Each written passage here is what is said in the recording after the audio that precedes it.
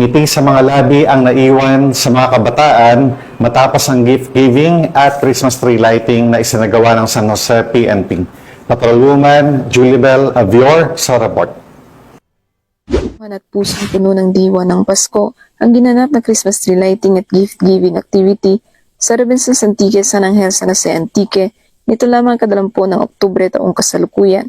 Pinangunahan ng personel ng San Jose Municipal Police Station sa pamumuno ni Police Lieutenant Cheryl R. Sapenosa, Deputy Chief of Police, sa ilalim ng direktang supervisyon ni Police Major Jeremy Ian R. Mangbanwa, Acting Chief of Police, ang nasabing aktibidad na inisyatiba ng Robinsons Antique. Layunin ng programa na ipalaganap ang kabutihan, pagkakawanggawa at diwa ng volunteerismo sa hanay ng makalahok at makatuwang na institusyon. Bilang bahagi ng selebrasyon, 45 bata mula sa Malayba Child Development Center na binigyan ng mga regalo, dahilan upang magdingning ang kanilang mga ngiti at maramdaman ang tunay na diwa ng Pasko. Dumalo rin sa nasabing okasyon sina Mr. Irving Wu, Attorney Paul Joseph Ontaran, Municipal Mayor ng San Jose de Buenavista, Vice Mayor Christian Buboy Panusing, PCMS Annabel G. Dumlao, Chief ng PICAD, at ang pamunuan at mga kawani ng Robinsons Antique. Sa seremonya ng Christmas tree lighting, mas lalong nagdingning ang kapaligiran kasabay ng masasayang awitin at ngiti ng mga batang nakatanggap ng regalo. Ipinakita nito na higit pa sa pagiging pamilihan, ang Robinsons Antique ay naging sentro ng pagmamahalan, pagkakaisa at malasakit sa kapwa ngayong panahon ng Pasko. Ang pagdalo at pagkikisa ng San Jose MPS sa ganitong mga makabuluhang gawain ay patunay na ang PNP ay hindi lamang tagapangalaga ng kapayapaan, kundi tagapagtaguyod din ng malasakit, pagkakaisa at pagmamahalan sa komunidad, alinsunod sa isinusulong ng bagong PNP para sa bagong Pilipinas, serbisyong mabilis, tapat at nararamdaman.